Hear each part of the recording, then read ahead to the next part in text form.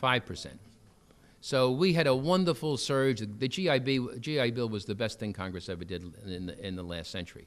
Now let me ask you a question. What percent of all the people in the United States of America aged 25 and above have a master's degree or higher? That's 7%. Yes? What percentage of Americans today can afford to pay for college? Say that again, please. What percentage of Americans today can actually afford to pay for college? I have no idea, but that's a very, very good question.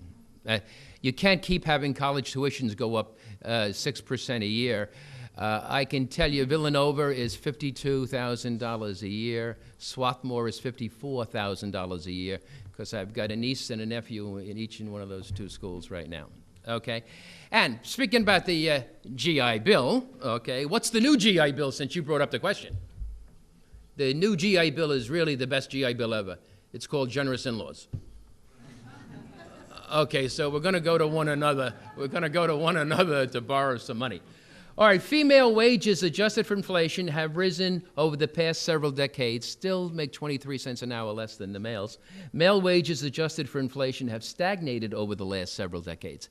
So it's not just that the women are doing fine, it's that the men are really slowing down. This is just a projection that the Department of Education made. Men with college degrees, growth rate, men going for graduate degrees, 1.3%. Growth rate for females is 16%. Huge increase there. Women earning higher education, 1986, female college presidents were 10%. We're up to 23%. Change is 44%. But look at the college faculties. Still about 65% male. Females account for 57% of all college students. So I think we beat this one to a dead horse. But having females in the workforce is the most important thing. When you hear this Pittsburgh meeting, if there's one economic motivator that really causes a nation to become more productive, it's the education of females. And this is where I think India is going to overpower China probably in about another 30 years. 42% of the women in India are illiterate. China has the one child per family thesis, and that's changing. But think about one child per family. No brothers and sisters, no aunts and uncles, no cousins. In the Chinese culture, grandparents are held in high esteem, but if you only have one child, that child may be held in high esteem. China's going to have a huge problem. In some of the far-out provinces, for every 100 females, there's about 130 males. So it's a whole demographic nightmare, that's for sure. But look at the nations that have it. The United States of America, percent of all management jobs held by women, 42.5%, up from 29%. Just look at 2005 and go down to South Korea, Japan, and so on. You may have seen in yesterday's New York Times, because women going to work in India are being harassed, they have special buses that just deliver the women to work. But the fastest growth in GDP comes from women in the workforce. Okay, now what am I trying to say about men? And this is really important, okay? Women are really much more productive than men, okay? You know, we change a doorknob on the weekend, we're looking for a Nobel Prize. I mean, there's absolutely no question about it. But women are multitask-oriented, taking care of the kids, 2 jobs maybe, et cetera, et cetera.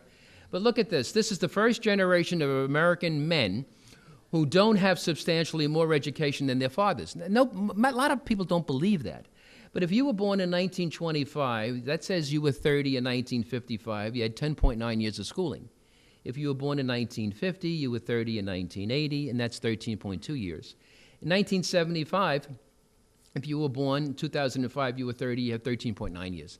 So you can see we're peaking on the male side of the equation. All right, now what does that mean? I know everybody likes to talk about the BRIC nations, so I'm not going to go into China and so on. But look at our college grads, 1.3 million in 1999, 2005, 1.3 million. China's definition of college is different than ours, but 950,000 to 2.5 million, 163%. Why do I like the demographic story about China? It's very easy. There's probably only 100,000 people in the middle class, okay? But in some of my meetings in Washington, as one of the other gentlemen was saying, how accurate is a Chinese census when you look at a nation that has 10 time zones? You know, you don't really get it. But this is important, and the reason why I say that is because some of our people in our intelligence community think there's 1,600,000,000 Chinese, not 1.3 billion. The difference of 300 million is the United States. I mean, it's so hard to think about that. 1,200 brand new cars go on the road every day.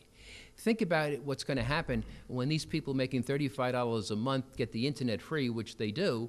What do they want with living standards? In my group in Washington, we always bring people in, and we always bring women in, because they think a little bit longer term, they're more concerned about the family, and whether they're from Eastern Europe, whether they're from Asia, whether they're from Africa, it doesn't really matter. We bring them in, and we say to them, if you had living standards equal to other nations, what nation's living standard would you like to have?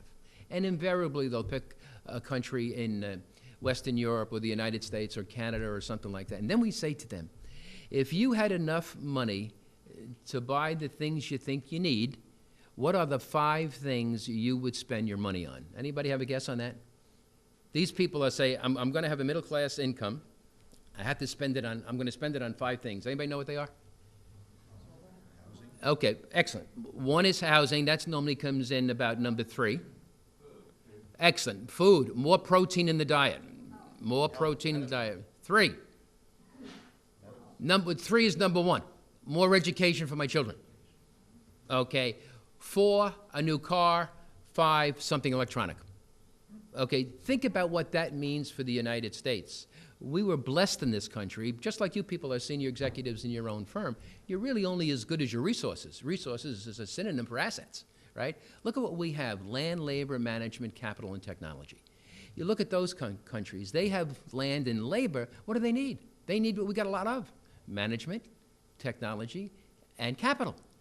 Now, here's the question. What are the 2 primary causes of war? Dum, dum, dum.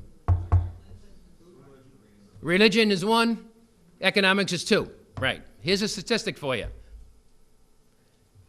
Does anybody know, per capita, how many barrels of oil we use in this country on a per capita basis annually? Very good. 25. 25. China. How many barrels per capita of crude oil do they use each year? 2. 25, 2, 300 million people, billion 3, 1,200 new cars going on the road every day. Do we go to war over energy? Could happen. And that's why a lot of the behind-the-scenes talking, you remember I said the 3 Ds of my group? One of the Ds was development. We talk to the Chinese, and we talk about economic development in lieu of war. Okay, so we got to think about a lot going on there. And as these young people get educated, they'll be able to have the income to buy what we want. Here's the downside in our own country. Remember I was saying the most educated people normally have the most educated children. Well, those same people have the highest incomes. Probability of earning a college degree by age 24, if the annual family income is $90,000, is 1 in 2. 35 to 61, 1 in 10. Under 35, 1 in 17. 22% of all the children in the United States age 5 or younger are Hispanic. 22% of all the children in our country age 5 or younger are Hispanic. Half of those moms, the mothers of those children, have not finished high school. How long will it take for those children to get on the college campus? Probably at least 2 generations. Those are the people that make under $35,000 a year. Not only are we running out of, our labor bench strength is weakening, the new adults are going to have less income than you and I have. Okay, let's talk about these national high school graduation rates are dangerously low.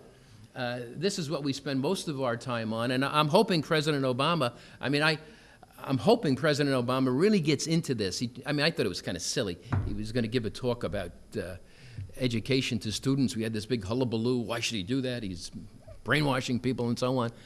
Anything that will keep people in school is critically important.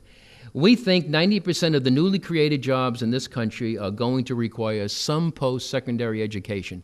If you notice what the president is saying, he's not saying go get a college degree. He's saying get another year of school, get another 2 years of school. He's asking moms to go to school because he has the same statistics on female productivity.